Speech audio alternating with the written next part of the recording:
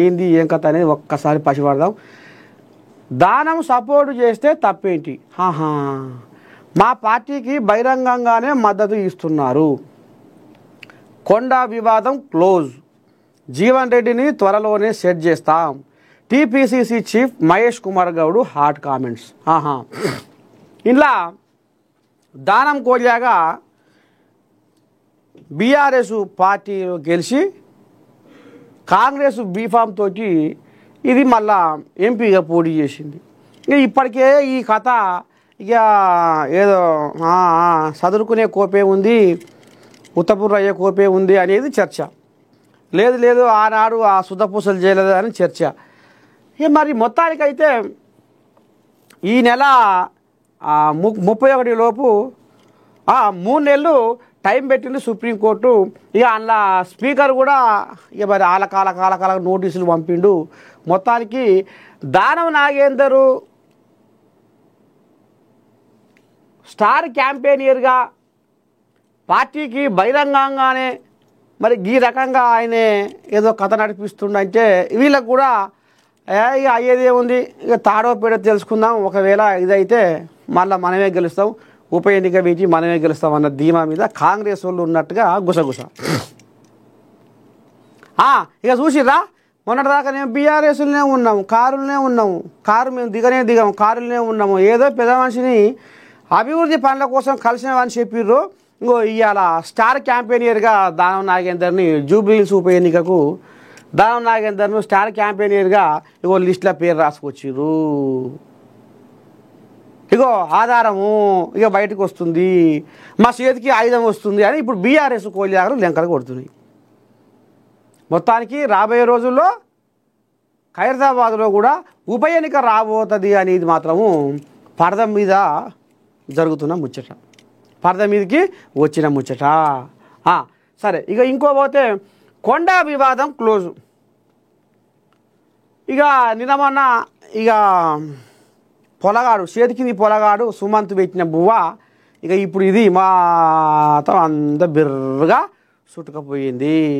ఇక అందులో అర్ధరాత్రి పూట పోలీసు వాళ్ళు కొండా సురేఖ ఇంటికి పోయి ఇక అందులో ఏదేదో పంచాయతీలు పొంగులేడు శ్రీనివాసరెడ్డికి ఈమెకు భర్త లేదు, ఆమెను పిలుస్తలేరు, వీళ్ళు దేక్తలేరు. ఇక అందులో ఇంకేదో డక్కన్ సిమెంట్ కథ, ఏదో గన్ పెట్టి బెదిరించి ఏదో కథ ఇదంతా నడిచింది. ఇక ఇంట్లో ఆ కొండ సురేఖ బిడ్డ ఇక సుమంత్ అంతా గోల్మాల్ వ్యవహారం చేసింది అనేది పోలీసులు అర్ధరాత్రి కొండ సురేఖ ఇంటి ఓడు, కొండ సురేఖ బిడ్డ సుష్మిత బయటకు వచ్చి పోలీసులతో పంచాయతీ పెట్టుకున్నాడు. అంతరంతనే ఆలోచన చేయకుండా పర్సుకైతే పెరుసు అన్నట్టు ఇక ఆమె ఇటు రేవంత్ రెడ్డిని, అటు వేం నరేందర్ రెడ్డిని, పొంగులేని శ్రీనివాసరెడ్డిని, ఇక వాళ్ళని వీళ్ళని ఈమె రోహిన్ రెడ్డిని గంపగుత్తగా ఈమె ఇక ఆడంగా బాగానే బొబ్బలు పెట్టింది. ఇక తెలిసో తెలియకనో ఏదో అయిపోయింది, ఎట్ట చేసినా మీ దయ అని మళ్ళా ఇక ఇద్దరాలు మొగలు కొండా దంపతులు పోయి రేవంతమయ్య ఇక అటు మళ్ళీ పీసీసీ పేపర్ ఇక అటో ఇటో పోయి అదరగించి బుజ్జగించి తప్పైందా ఏదో ఒకటి అయ్యింది, ఇక మీరు మనసులో ఏం పెట్టుకోకూరి అని పంచాయతీ ఖతం చేసిర్రు అనే కాడికి మళ్ళీ గుసగుస.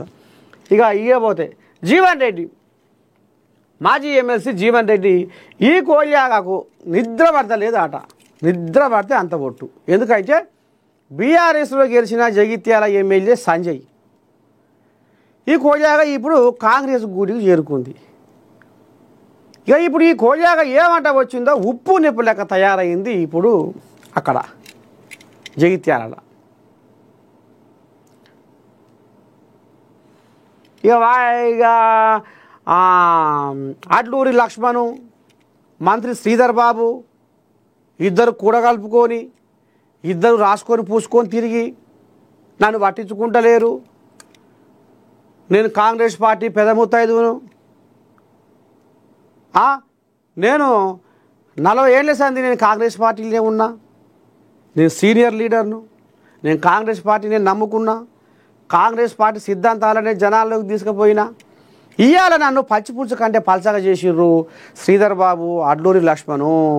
ఇవాళ నిన్నయాల వచ్చిన కొత్తది గొర్రెమడుగు, పాతది బర్రమడుగు అన్నట్టు ఇక నిన్నే ఆడ వచ్చిన మరి సంజయ్ని ఏ రకంగా వీళ్ళు సంకలెత్తుకుంటారు, నన్ను ఏ రకంగా దూరం పెడతారు అని ఇప్పుడు ఆయనదో పంచాయతీ. ఇక ఆయనను కూడా